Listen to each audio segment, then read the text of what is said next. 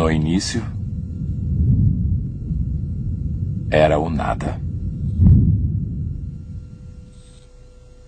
Um vácuo, uma lacuna, o espaço vazio.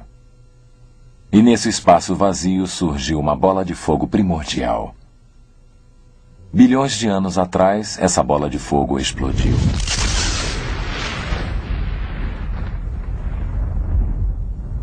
Essa explosão gerou todo o espaço, energia, matéria. O universo se expandiu rapidamente, produzindo elétrons, neutrinos, fótons e quarks. Logo, essa energia começou a interagir, formando prótons e nêutrons. A matéria continuou colidindo e interagindo. Com o tempo, formaram-se os primeiros elementos simples. Esses elementos também colidiam à medida que o caldo primordial continuou a expandir-se. A evolução cósmica e de partículas continuou e estrelas começaram a agrupar-se, formando as primeiras galáxias. E então, há apenas 5 bilhões de anos, algo assombroso aconteceu. Do interior de uma nuvem de gás no braço espiralado da galáxia da Via Láctea, o nosso Sol se formou.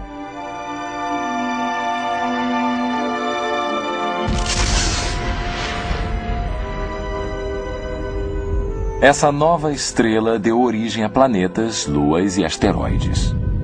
Um desses planetas, conhecido como Terra, desenvolveu uma atmosfera. O meio ambiente da Terra era repleto de erupções vulcânicas, relâmpagos, clima turbulento, átomos e energia misturados para criar as primeiras células de vida.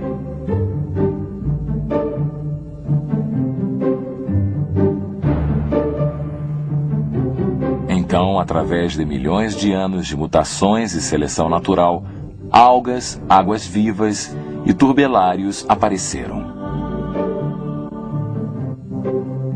Com a continuidade da evolução, os peixes apareceram nos mares do planeta Terra. Alguns desses peixes evoluíram para anfíbios e, através da seleção natural, transformaram-se em répteis. Um segmento desses répteis tornou-se uma variedade de criaturas, incluindo os mamíferos. Alguns desses mamíferos tornaram-se primatas, e então, há apenas 600 mil anos, um grupo isolado desses primatas evoluiu para os primeiros ancestrais do homem. Esta é a nossa espantosa herança evolutiva. E a evolução continua hoje, à medida que avançamos para um destino ainda mais alto no universo.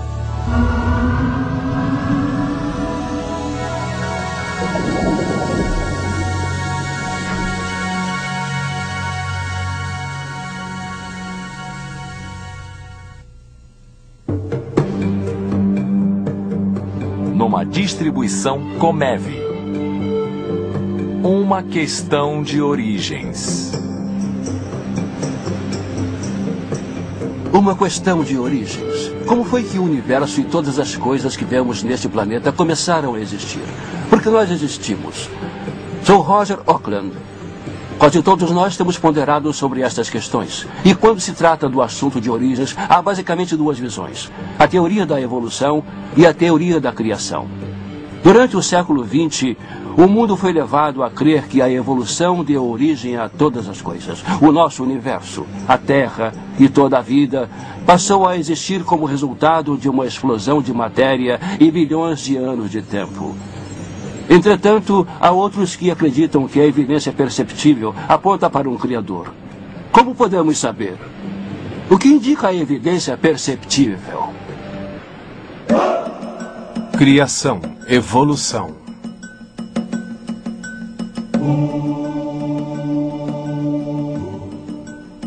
Concordância.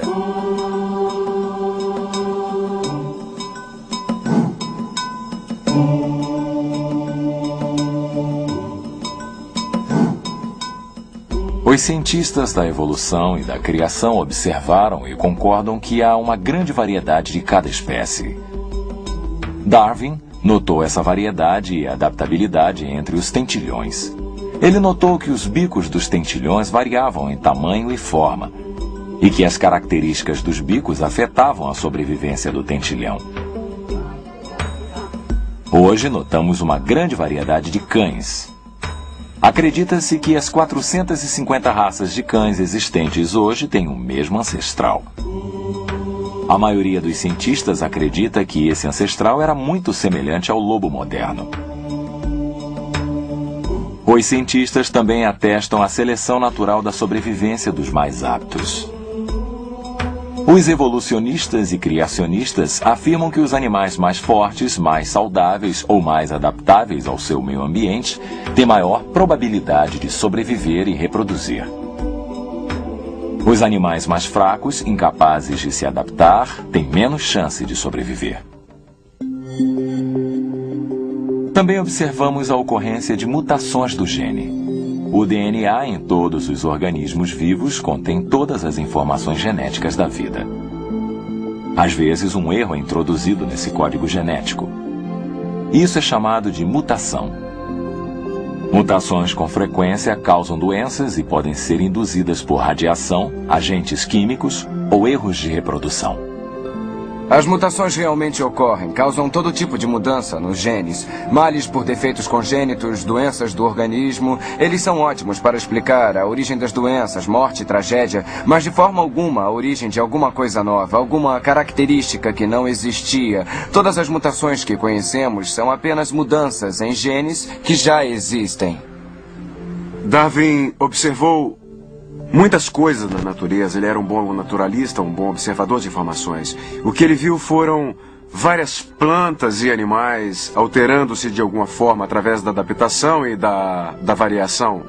Ele os viu mudar e jamais vemos um tipo básico de alguma coisa se tornando outra coisa, e isso jamais foi observado na ciência ou na genética. Simplesmente não foi observado. O que vemos é variedade. A variedade acontece, a adaptação também, mas a evolução não. Mutações, seleção natural, adaptação. Estas são algumas das observações sobre as quais evolucionistas e criacionistas concordam. Mas, apesar da concordância, existem diferenças substanciais. Por isso, a polêmica continua. Ora, você tem uma enorme variedade de vida e não creio ser possível para uma pessoa, não importa o quão poderosa ela seja, simplesmente estalar os dedos e criar a vida. Tende a ocorrer naturalmente através de milhões de anos, provavelmente. Eu não creio na teoria da evolução. Cada vez mais, até os cientistas seculares estão mudando os seus pontos de vista, porque as evidências não sustentam suas conclusões. Metade de mim acredita na teoria da evolução, provavelmente porque foi o que me ensinaram. 4 anos de estudo, infelizmente, me causaram um tipo de lavagem cerebral no tocante à evolução. Astronomia. Física. Nós Evolução começamos onde cósmica. os evolucionistas dizem que tudo começou. Com o Big Bang e a evolução do universo. Um aspecto interessante da teoria evolucionária é ser uma teoria tão poderosa e exercitar um domínio tão forte sobre a imaginação dos cientistas ao ponto de fazê-los aplicá-la fora do reino biológico. E eles a aplicaram a coisas inanimadas também. Eles a aplicaram aos elementos químicos, às estrelas, às galáxias, e é dito que o próprio universo está evoluindo. O Big Bang provocou a formação de galáxias, estrelas, planetas e finalmente a vida? Existe uma ordem surgida de uma grande explosão? Eu diria que não, de forma alguma. As explosões causam caos e destruição aleatória de várias partes que existiam, talvez como uma organização unida anteriormente. Qualquer explosão converte tudo isso em vácuo. Não há provas, para mim, de que uma explosão, ou mesmo a teoria do Big Bang, possa produzir seres organizados como nós e quaisquer animais. O pensamento evolucionário é aplicado à maioria das áreas da ciência. O campo da cosmologia evolucionária propõe o universo como resultado de uma explosão aleatória há 15 ou 18 bilhões de anos. Não há exemplos, e eu tenha visto, onde uma explosão produz um aumento de ordem. Explosões são destrutivas. Elas causam degenerações espontâneas e não gerações espontâneas. Os cientistas reconhecem que todas as explosões conhecidas diminuem a ordem, a estrutura e aumentam o caos. A ideia de que o cosmo evoluiu também viola a segunda lei da termodinâmica, conhecida como entropia. A segunda lei afirma que, à medida que o tempo avança, o universo se torna menos ordenado. Com o tempo, todos os sistemas deixados por sua própria conta prosseguem na direção da ordem para a desordem. Todos nós testemunhamos a entropia diariamente ao vermos as coisas envelhecerem e se deteriorarem. Esse colapso da estrutura contradiz diretamente a teoria da evolução. A segunda lei permite o aumento da ordem, como um bebê que ingressa na fase adulta ou uma semente que se torna árvore. Mas apenas se você tiver uma fonte exterior de energia e um mecanismo em atividade para capturar essa energia. Os evolucionistas não a têm. Como disse Sagan, o cosmos é que está aí, não há mais nada. Não há uma fonte exterior de energia. E assim a segunda lei é absolutamente contraditória à teoria do Big Bang. O que vemos na cosmologia é isto. Tudo o que vemos. As coisas estão se acabando. As estrelas estão queimando seu combustível. De vez em quando, uma estrela explodirá e passará da ordem à desordem rapidamente. E a única coisa que vemos no universo hoje é que o universo está parando, se deteriorando, indo da ordem para a desordem. Está caminhando cada vez mais para menos organização. Há uma observação que os cientistas fazem em todos os campos da ciência. E é geralmente chamada de as leis da entropia. É como se houvessem dado corda no universo e ela estivesse acabando. Os cientistas que estudam cosmologia falam sobre a morte definitiva do universo por aquecimento. Conceitualmente, está claro. Pelo que sabemos, no universo daqui a bilhões de anos haverá uma temperatura uniforme. Não haverá diferença de temperatura para se explorar e obter trabalho útil. Que o universo tinha de ser projetado e ordenado no passado finito não escapou à atenção dos cientistas seculares. O cientista da NASA, Robert Jastrow, escreveu: a segunda lei da termodinâmica aplicada ao cosmo indica que o universo está parando, como um relógio. Se está parando, em algum momento deve ter recebido corda. A próxima pergunta lógica é: quem lhe deu corda? Gordon Van Wylen abordou a questão com clareza em seu livro Termodinâmica quando escreveu: o autor descobriu que a segunda lei tende a aumentar sua convicção de que existe um Criador que tem a resposta para o destino futuro do homem e do universo. Vemos apenas destruição, nunca vemos inovação. Isso, acredito, é o que o modelo da criação propõe o tempo todo. Que no início as coisas eram muito boas e eles eram perfeitos, exatamente como Deus queria.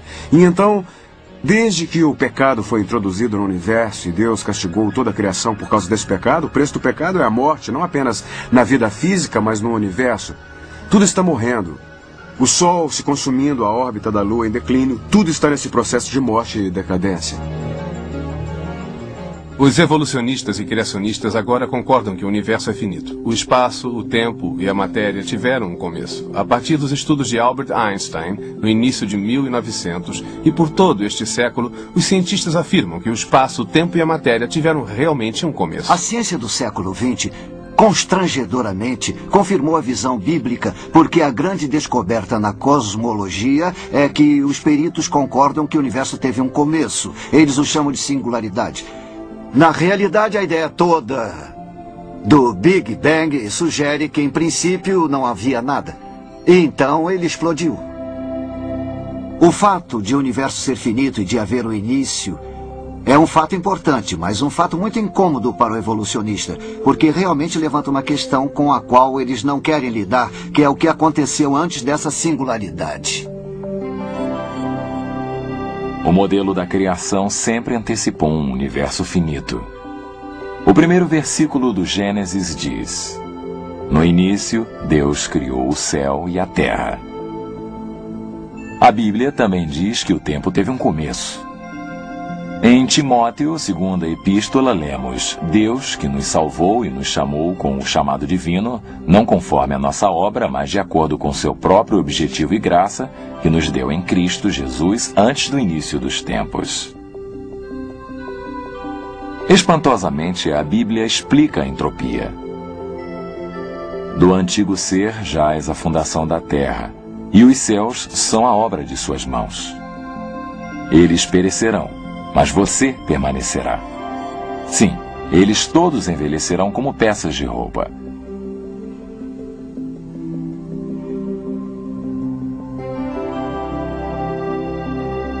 Se o universo não se originou de uma explosão, a única opção é que foi criado. Uma opção que muitos cientistas não estão querendo considerar.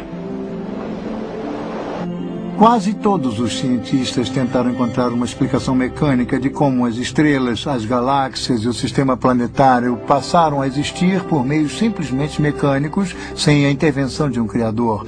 Na minha opinião, eles fracassaram. Se observarmos apenas o sistema planetário, tem havido várias explicações tentando demonstrar como o sistema planetário passou a existir sem qualquer pré-formação de Deus. E todas fracassaram completamente. Muitas observações contradizem as teorias modernas sobre a evolução do sistema solar. A teoria mais popular afirma que o sistema solar formou-se de uma nuvem de gás e poeira interestelar. Se o Sol, os planetas e as luas evoluíram do mesmo material, deveriam ter muitas semelhanças. Mas cada planeta é singular. Uma vez que 98% do Sol compõe-se de hidrogênio ou hélium, a Terra, Marte, Vênus e Mercúrio deveriam ter composição similar. Em vez disso, muito menos que 1% desses planetas tem hidrogênio ou hélium.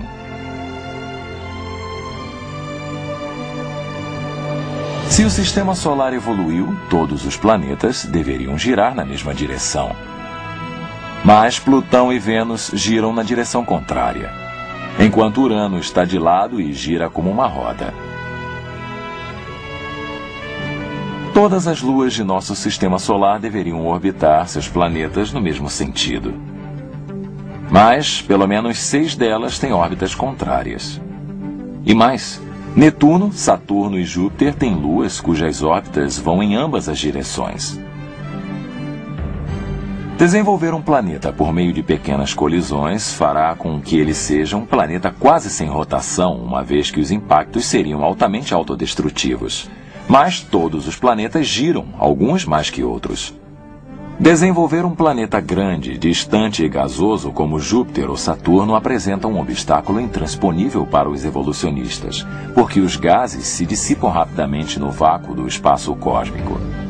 E até as estrelas jovens, semelhantes ao nosso Sol, não têm suficiente hidrogênio ou hélium em órbita para formar um só Júpiter que seja. Os cientistas não sabem responder por que 4 planetas têm anéis, ou por que cada planeta é singular. As teorias da origem das luas também são totalmente inadequadas. Os elementos das luas são por demais diferentes dos da Lua da Terra e seu plano orbital e órbita circular oferecem fortes vestígios de que a Lua foi criada em sua órbita presente. Não há provas de que o sistema planetário possa ter surgido por meios simplesmente mecânicos. Entretanto, quanto mais os cientistas observam o universo assombroso no qual habitam, mais começam a perceber que houve certos fatores que estavam simplesmente muito harmoniosos para a existência do homem, das moléculas, da vida orgânica. E quanto mais eles a observam, mais percebem que nós estamos com efeito sobre o fio da navalha. E há muitas indicações de que este universo foi especialmente projetado, estando o homem em seu centro. Se tentarmos copiar o universo tal qual o conhecemos, como tentamos construir um modelo matemático que reflita o que sabemos, rapidamente descobriremos que há milhares de parâmetros e relações que, se ajustados, um mínimo que seja, a vida seria impossível. Rapidamente descobriremos que se a Terra estivesse um pouco mais próxima, um pouco mais distante do Sol, seria quente ou fria demais. Se se tratasse de uma velocidade diferente, se as massas fossem diferentes, haveria pouquíssima ou muitíssima atmosfera. Todos esses parâmetros envolvem um equilíbrio incrivelmente delicado. Assim chamaram a isto o princípio atrópico, significando como se tudo o que sabemos fosse habilidosamente projetado ou equilibrado para o homem.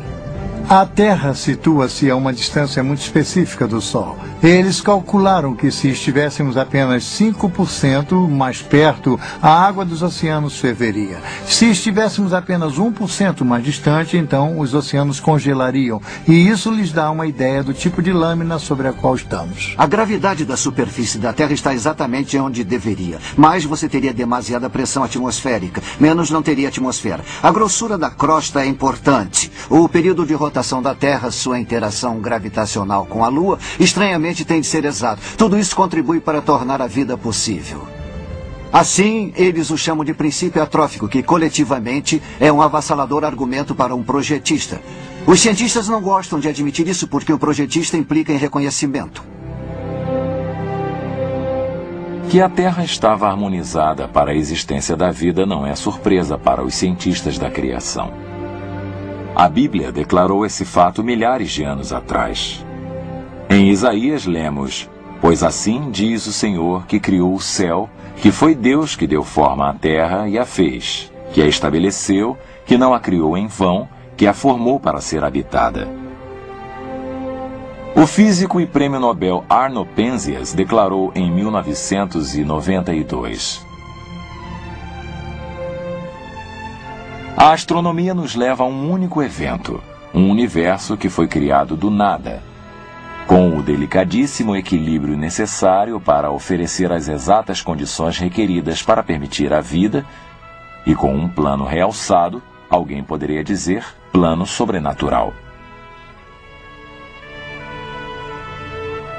O astrônomo George Greenstein declarou em seu livro O Universo Simbiótico: "Ao pesquisar todas as evidências, persiste o pensamento de que algum agente sobrenatural deve estar envolvido.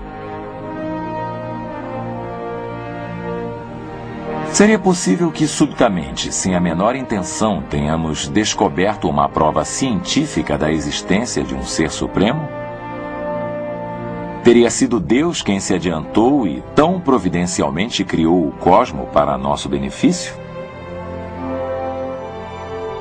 Quanto mais estudamos o cosmo, mais as palavras dos salmos soam verdadeiras. Os céus declaram a glória de Deus e o firmamento anuncia a obra de suas mãos. Um dia declara a outro dia, e uma noite revela conhecimento a outra. Não há fala e não há palavras onde não há o som de suas vozes." Para mim, acreditar que toda a nossa vida e planetas vieram de um Big Bang, eu não acredito. Eu creio que tem um poder muito maior lá fora. Não, eu não acredito que o universo tem algum criador por trás de tudo isso. Eu acredito que o universo começou com o Big Bang. Eu acredito que a Terra foi projetada para a vida porque tudo que vemos à nossa volta, tudo que precisamos para viver, tudo que necessitamos para sobreviver e ser feliz está em torno de nós. Não precisamos de nada. Todo o nosso alimento, o nosso ar, tudo que nos faz felizes para a nossa sobrevivência está aqui. Por isso, tem que haver alguém que originou tudo isso. Não pode ter acontecido por acaso, não é? As evidências revelam claramente que Deus criou o universo e o sistema solar e, especificamente, destinou a Terra para a vida. Todavia, muitos preferem confiar e acreditar no Big Bang do que confiar e acreditar no Deus da Bíblia. A seguir, examinaremos a possibilidade de a vida surgir de substâncias químicas espontaneamente.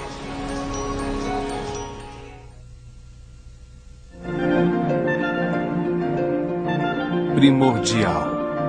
Terra. Evolução química. A evolução química na Terra produziu vida?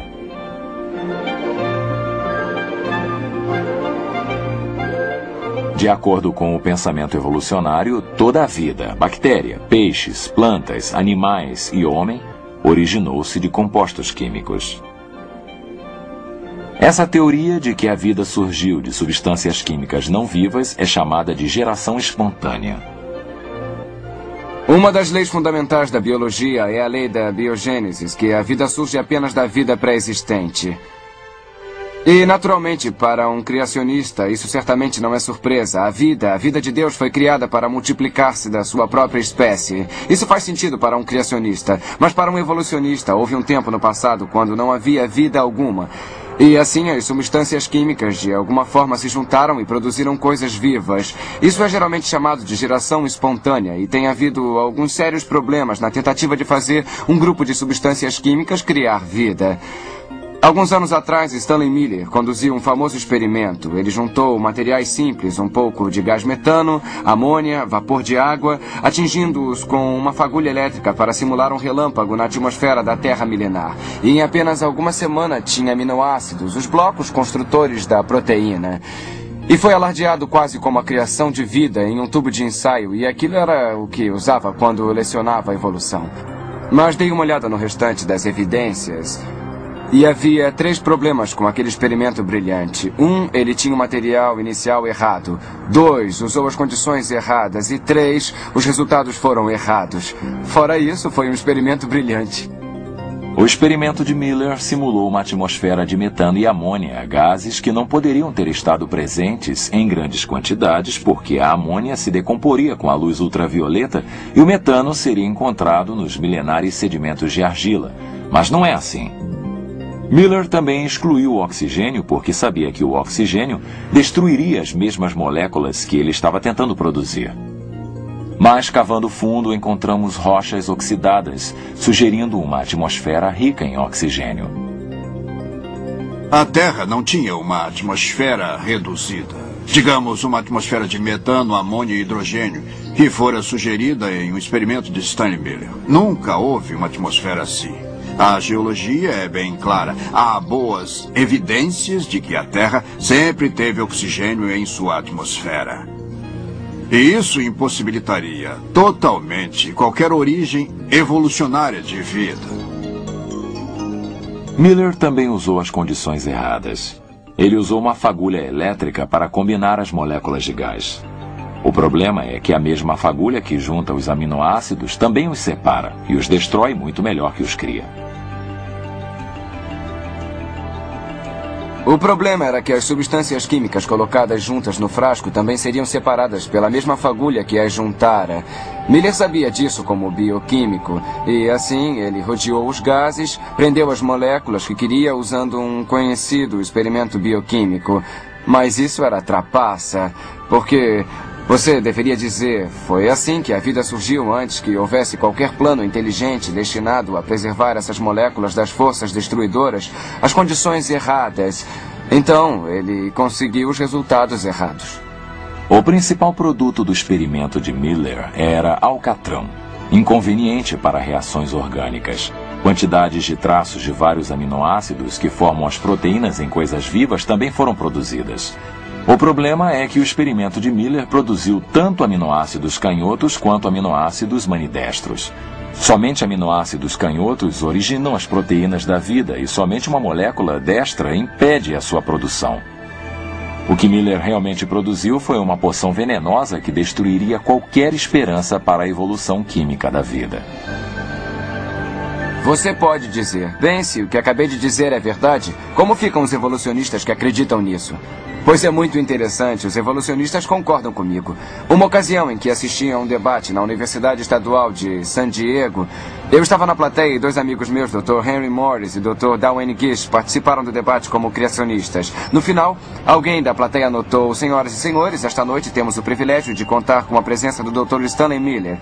E Gish havia explicado por que o experimento de Miller não produzira vida a partir de não-vida. E foi perguntado a Miller, o senhor gostaria de responder ao que o Dr. Gish disse sobre o seu experimento para a evolução química? E o Dr. Miller disse, não.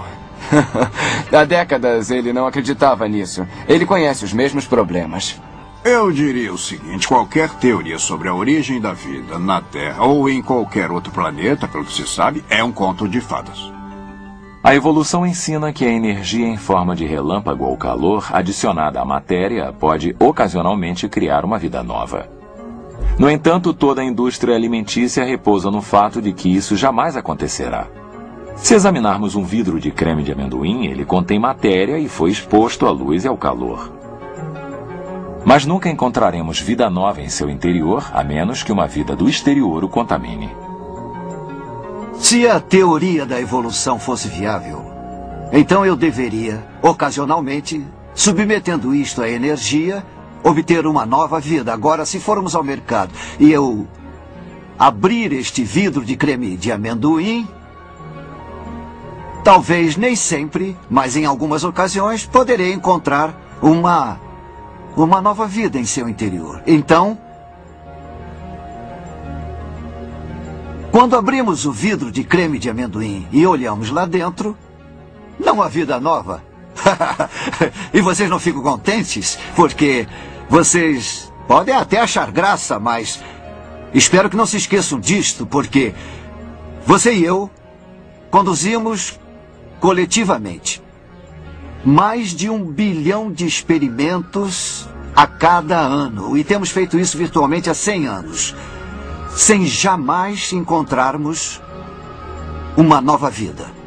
Na verdade, a indústria alimentícia do mundo depende do fato de não haver evolução. O caso da evolução química apenas enfraquece quando consideramos que longas cadeias de aminoácidos, todas exatamente na posição correta, são requeridas para formar as proteínas da vida. Pior ainda, os aminoácidos não se juntam naturalmente para formar proteínas. Ao contrário, tendem a separar-se. As proteínas podem ter 2 ou 3 mil aminoácidos, um longo complexo de substâncias químicas, e são como um programa de computador. Cada aminoácido tem de estar exatamente na posição correta. Se um deles estiver errado, aquela proteína é inútil, como ocorre com um programa de computador. As improbabilidades contidas no darwinismo existem desde o começo. Mesmo antes do início da vida, como surgiu a primeira molécula da proteína? E tem havido muito trabalho para investigar a sua probabilidade, tanto dos que usam a teoria da informação, quanto pelos biólogos moleculares em experimentar as proteínas para ver se podem ou não ser feitas em pedaços e reunidas.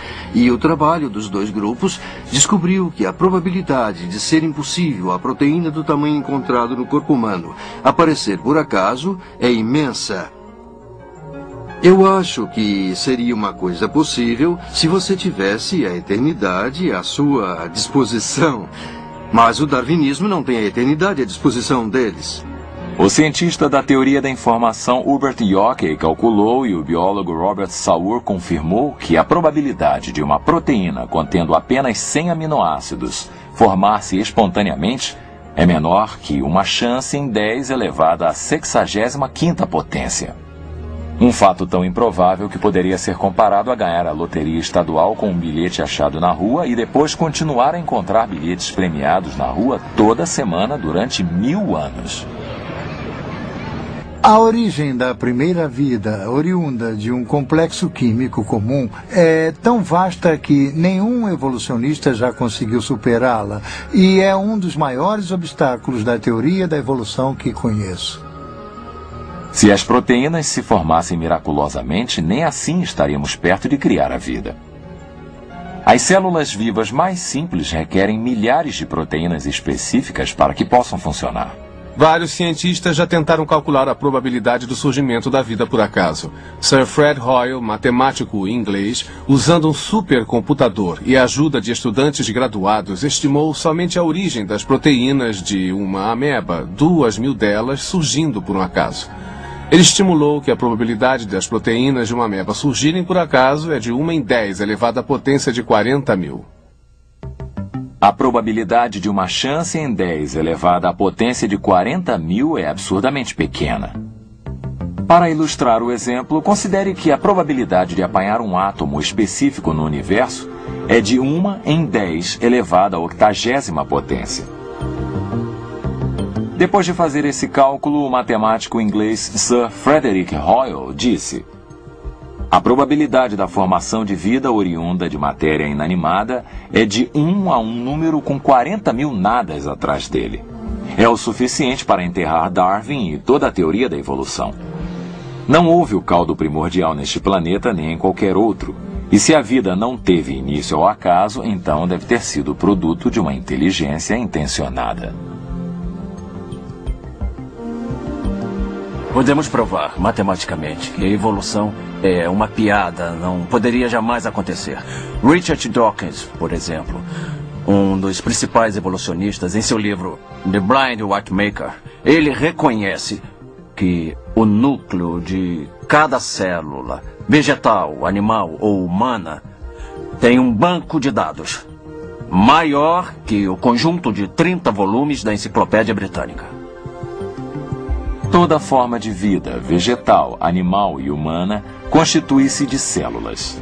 Cada célula é uma cidade em miniatura desempenhando as complexas funções exigidas para a existência da vida. A membrana celular é autorregenerativa e consiste de proteínas especiais que supervisionam o que se encontra no exterior da célula, assim como selecionam as moléculas cuja entrada é permitida. Essas proteínas agem como estações de bombeamento, controlando a importação de nutrientes e a exportação de material consumido. O interior da célula é de tremenda complexidade. Por exemplo, o retículo endoplásmico é uma rede de transportes com fábricas de produção de proteínas chamadas ribossomos. Os ribossomos produzem muitos tipos de proteínas específicas, enquanto que o retículo endoplásmico os canaliza para locações precisas. Os corpúsculos de Golgi transportam as proteínas para a membrana exterior, enquanto os lisossomos agem como órgãos digestivos que partem e reciclam as moléculas maiores em partículas que a célula pode utilizar. A mitocôndria são as usinas da célula, produzindo o combustível que a célula consome. O núcleo contém o banco de dados que governa a atividade da célula. No interior do núcleo, encontramos os cromossomos, que contêm a molécula do DNA, que funciona como uma biblioteca com todas as informações codificadas necessárias à vida. Bilhões de instruções estão codificadas nesta molécula detectora e corretora de erro e autorreplicante. Somente se essas estruturas forem criadas simultaneamente, uma célula pode funcionar. Por exemplo, para produzir o DNA, uma célula requer mais de 75 tipos de proteínas diferentes. Porém, essas proteínas se produzem exclusivamente para o DNA. A única solução para esse dilema é a criação. As chances de encontrar a proteína que faz o DNA no papel do dado molecular é como as chances de conseguir somar 13 com um par de dados. O potencial não existe e a probabilidade é exatamente 0. A evolução ensina que as bactérias são uma das primeiras formas de vida a evoluir de substâncias químicas. Muitas bactérias se impelem através de um tipo de motor em miniatura chamado flagelo. Esses motores extremamente eficientes e reversíveis têm uma rotação de até 100.000 revoluções por minuto. O motor bactério é semelhante a um motor elétrico. Ele tem um filamento que age como hélice, uma junta universal, um estator, um rotor e um eixo de engrenagem com buchas. Cada parte do motor deve funcionar ou as bactérias morrerão. Uma vez que as bactérias podem dar partida, parar e mudar de direção e de velocidade, devem ter sensores sofisticados, marchas e mecanismos de controle. Tudo isso é extremamente miniaturizado. 8 milhões desses motores caberiam na área de corte transversal de um fio de cabelo humano. Embora as bactérias sejam pequenas, não são simples. Eu acredito que o elo mais frágil da teoria da evolução é a ideia da origem da vida a partir de substâncias químicas não vivas. É provavelmente mais fácil partir de uma célula para uma pessoa do que a partir de uma substância química para a vida, e a diferença é incrivelmente grande. Eu estou convencido de que a vida é tão complicada, tão complexa, tão intrincadamente construída que, onde quer que exista vida, Deus a criou, não poderia ter surgido por processo natural. A vida vem do Criador. E esse Criador nos diz que criou a vida aqui na Terra. Aqui nós a vemos tão complexa que só pode ter sido criada por Deus. Creio que o homem evolui até onde estamos hoje a partir de organismos de célula única com base na teoria de Darwin e da seleção natural. Não creio que tenha havido qualquer tipo de intervenção divina. Creio que a evolução é uma teoria comprovada. Não creio em uma ordem superior. Justamente devido ao fato de jamais ter visto uma prova ou uma evidência concreta de sua existência, até que alguém me mostre. Ali está. Eu vou continuar avesso a religiões organizadas e continuar com a teoria de uma evolução química. Nenhuma vida é simples, e toda vida demonstra o trabalho de um criador. Os cientistas sabem disso, porém muitos acreditam em evolução química, em vez de atribuí-la ao Deus criador da Bíblia. Em seguida, examinaremos a visão evolucionária de uma vida simples que evolui para uma vida complexa.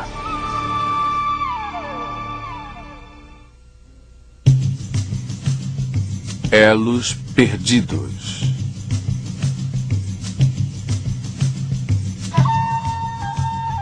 Supondo que a vida apareceu miraculosamente na Terra, é possível que uma única célula viva tenha evoluído e se transformado em todas as plantas e animais complexos que vemos hoje?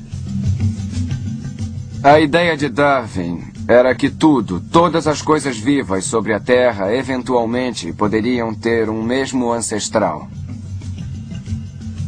Os darwinistas acreditam que toda a vida e todas as espécies da Terra evoluíram pelo processo de mutação genética espontânea, que vem a ser uma mudança espontânea no DNA, o programa de todas as coisas vivas combinado à seleção natural ou à sobrevivência do mais apto. O mais extraordinário é que, embora a teoria tenha sido muito bem aceita universalmente por mais de um século, não há nenhuma evidência direta para sustentá-la. Darwin fez muito alarde pelo fato de existir vários tamanhos de tentilhões, aves pequenas, grandes, médias. Ele fez muito alarde pelo fato de haver tentilhões de bicos grandes, bicos largos, bicos longos e bicos finos. E Darwin supôs que esses bicos eram prova da evolução. Na verdade, esses bicos foram resultado de uma variação genética que já existia na população. Se você pegar 2 tentilhões médios com bicos de tamanho médio e acasalá-los, terá alguns tentilhões com bicos pequenos e alguns com bicos maiores. Com o tempo, à medida que esses tentilhões se espalham pelos diversos ambientes, certos bicos pelo tamanho serão favorecidos em certos ambientes, e assim se tornarão a forma predominante. Mas a questão é, a capacidade de produzir os bicos pequenos, os bicos médios e os bicos grandes já existia na população de tentilhões de Galápagos, e foi simplesmente a diferença ambiental que permitiu sua expressão. Não foi a criação de nenhuma informação nova e singular, com certeza.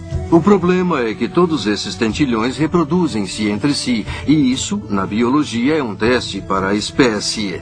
2 criaturas que podem acasalar-se e produzir filhotes vivos e férteis são consideradas pertencentes à mesma espécie, e em toda a Galápagos os tentilhões preenchem esse critério, por isso não há muitas espécies. Se a evolução fosse verdade, não estaríamos preocupados com a extinção das espécies. Haveria novas sendo criadas. Não temos novas espécies, temos deterioração. Temos todo tipo de espécies que não existem mais.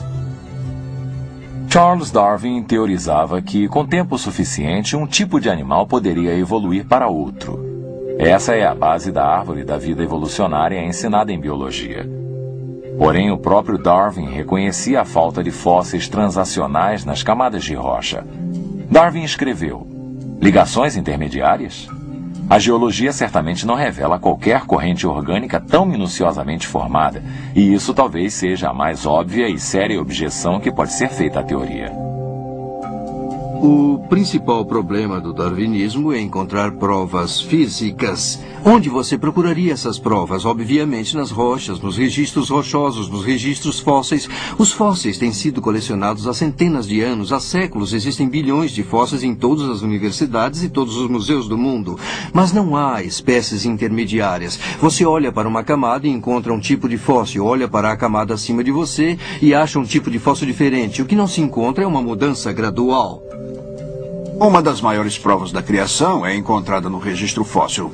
Por exemplo, nas chamadas rochas cambrianas, encontramos fósseis de uma grande variedade de invertebrados muito complexos: mariscos, lesmas, águas-vivas, vermes, braquiópodes, trilobitas e vários outros invertebrados muito complexos.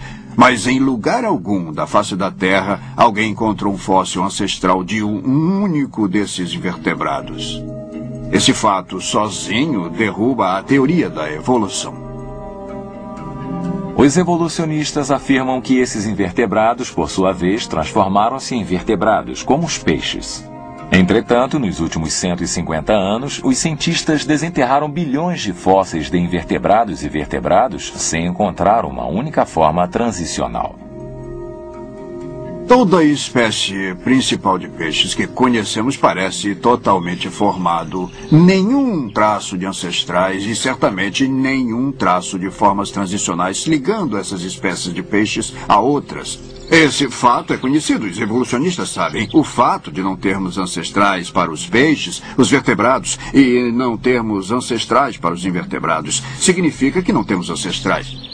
E a evolução é impossível. Um estudo do registro geológico confirma que os principais grupos de animais aparecem subitamente e totalmente formados. Por exemplo, no mundo dos insetos, há uma enorme variedade e complexidade. Mas os evolucionistas não oferecem nenhuma prova conclusiva de quaisquer insetos que se desenvolveram de um ancestral comum. O mesmo problema existe para a grande variedade de anfíbios, répteis e mamíferos. A árvore da vida evolucionária não tem tronco nem galhos. Assim sendo, todos os intermediários sugeridos são mera especulação. Às vezes, os darwinistas apresentam exemplos do que dizem ser transições. Por exemplo, suponho que o exemplo mais conhecido é o Archaeopteryx, que parece ser metade dinossauro e metade pássaro. O problema é que quando você analisa os dinossauros que poderiam ter se desenvolvido da sua descoberta, nenhum deles tinha um osso da clavícula. E os pássaros têm um osso peitoral emborcado sustentando os músculos peitorais, o que permite que batam as asas. Foi afirmado no passado que o Archaeopteryx nada mais era do que um réptil emplumado. Bem, eu jamais vi um réptil cheio de penas, no qual você dá um chute e ele sai voando. Não. O Archaeopteryx voava, tinha asas, não era um réptil emplumado. Aliás, eu tenho um artigo publicado em março de 96 no Journal of Vertebrate Paleontology. O autor diz o seguinte: as características aviculares do crânio demonstram que o Archaeopteryx é uma ave e não um arqueossauro emplumado não avicular. O elo perdido mais importante naturalmente é aquele que falta entre o ancestral similar ao macaco e o homem. Esse é o elo perdido no qual a maioria está interessada, é o que achamos. Se você der ouvido aos darwinistas, vai pensar que achamos montes deles. Na verdade, a prova não existe mesmo. Todos os fósseis encontrados foram classificados e reclassificados como homem ou macaco, e até agora o elo perdido continua perdido. Eu venho investigando o chamado elo perdido entre o homem e o macaco há muitos anos. E descobri que cada um deles simplesmente não é nenhum elo. Por exemplo, Australopithecus, o esqueleto de Luthi. Ele realmente consiste somente em 40% de esqueleto de um macaco não muito grande. E não há prova alguma de que andasse ereto em nenhum dos ossos desse esqueleto que encontraram. O interessante é que Lucy é mostrada como sendo distintamente humana. Ela tem postura ereta, tem mãos humanas, pés humanos.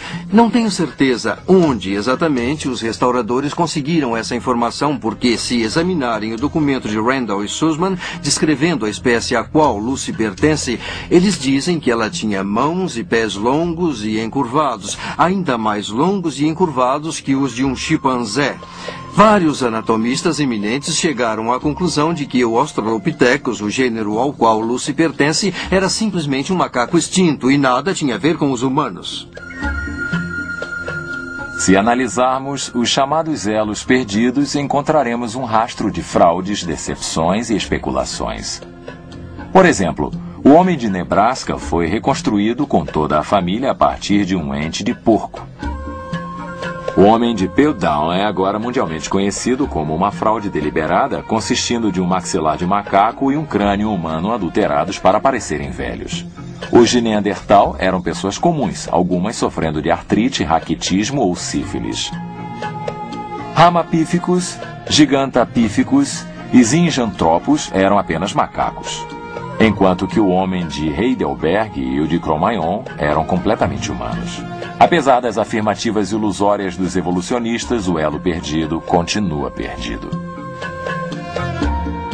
Uma das coisas mais engraçadas que se ouve hoje em dia é que o DNA do homem e dos chimpanzés são 98,3% idênticos.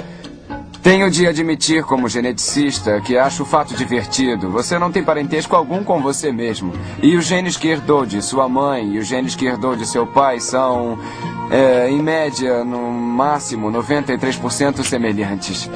Os cientistas afirmam que a hemoglobina de um chimpanzé é 98% igual à hemoglobina de um ser humano. O que não dizem é que há muitos outros organismos, incluindo o mofo do limo, que têm uma hemoglobina muito semelhante à hemoglobina do ser humano. Você espera muitas semelhanças entre o homem e o chimpanzé. Respiramos o mesmo ar, temos músculos e ossos, digerimos coisas de forma parecida. Se fomos criados pelo mesmo Deus, a expectativa seria de muitas similaridades. Mas suponhamos por um momento que havia alguma verdade naquela figura, embora não tenha ideia de onde ela possa ter vindo. Uma nuvem é 98% de água. Uma água-viva é 98% de água. Uma melancia é 98% de água. Usando a lógica evolucionária, não há diferença entre uma nuvem, uma água-viva e uma melancia. Esses 2% a menos fazem uma tremenda diferença entre o homem e o chimpanzé. O primeiro capítulo do Gênesis nos diz que Deus criou todas as coisas viventes conforme sua própria espécie para se reproduzir e povoar a terra. Isso é exatamente o que vemos. Como os evolucionistas afirmam, se um réptil se desenvolveu em pássaro, com quem esse primeiro pássaro se reproduzirá? E mais, todas as formas intermediárias seriam fatais. Para que serve meia asa ou meio bico? Todos os animais têm órgãos complexos necessários para sua sobrevivência. Por exemplo, golfinhos e morcegos têm um sonar sofisticado que eles usam para localizar alimentos. Se esses eficientes sistemas de radar não forem plenamente funcionais, o animal morre. Certamente a prova científica sustenta de forma total o modelo da criação. Enquanto os evolucionistas são forçados a admitir que, de seu ponto de vista, tanto a origem da vida quanto a origem dos principais grupos de animais ainda são desconhecidas.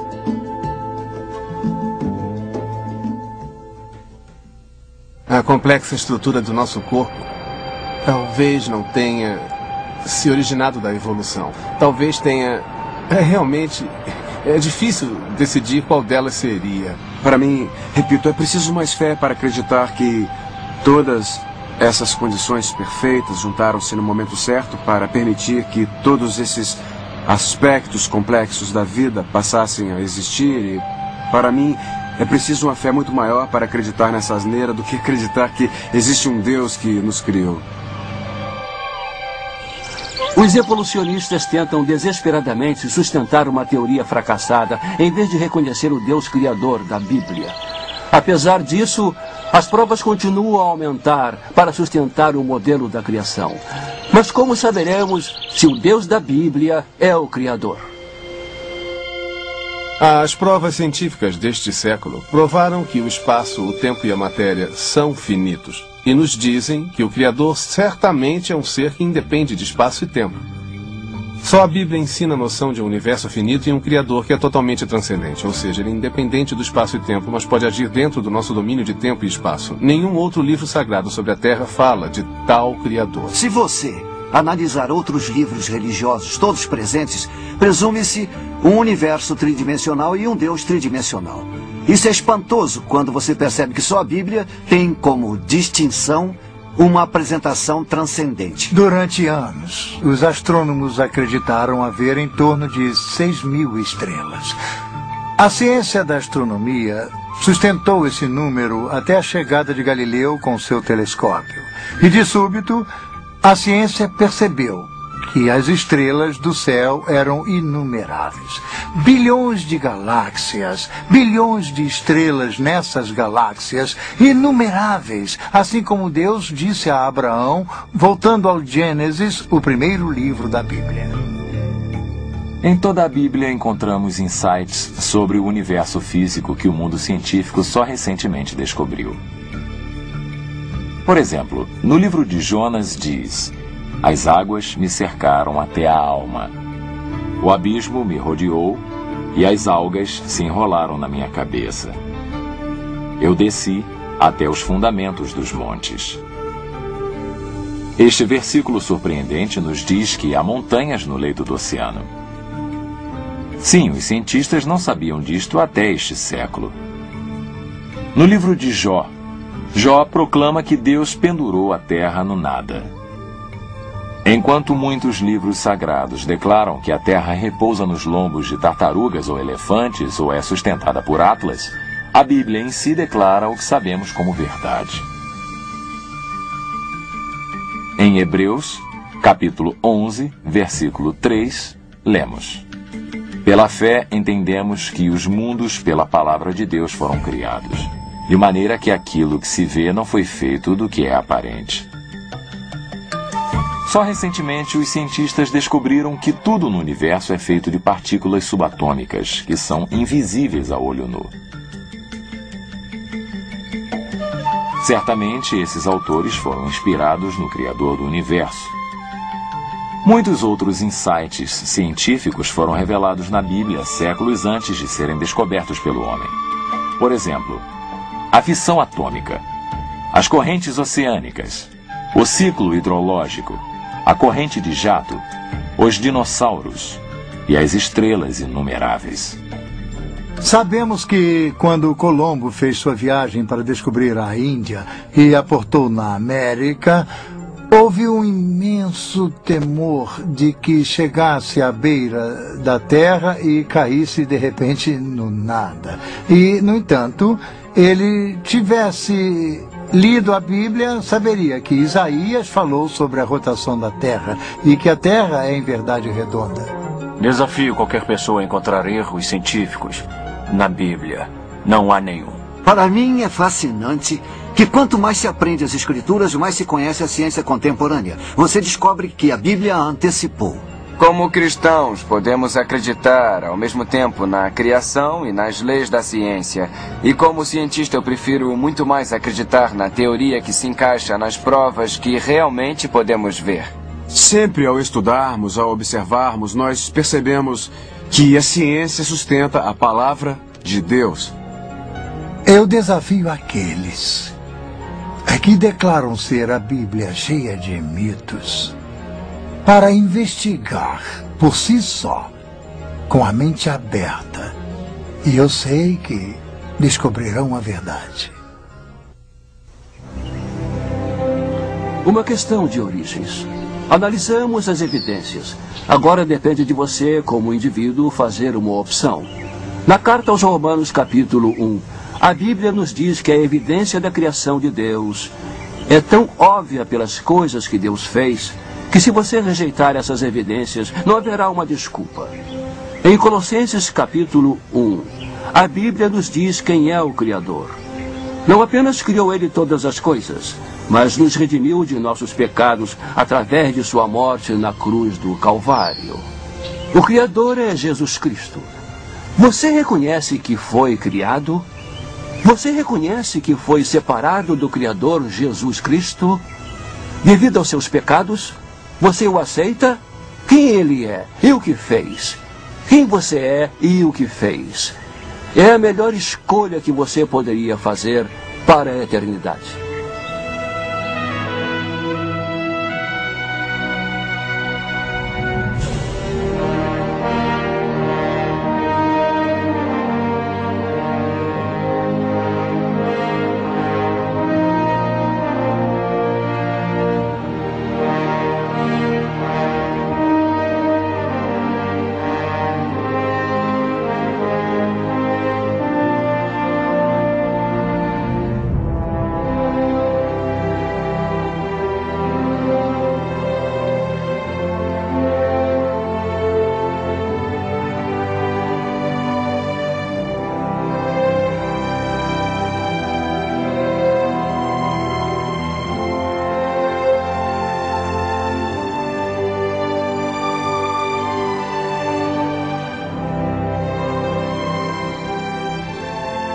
As boas novas.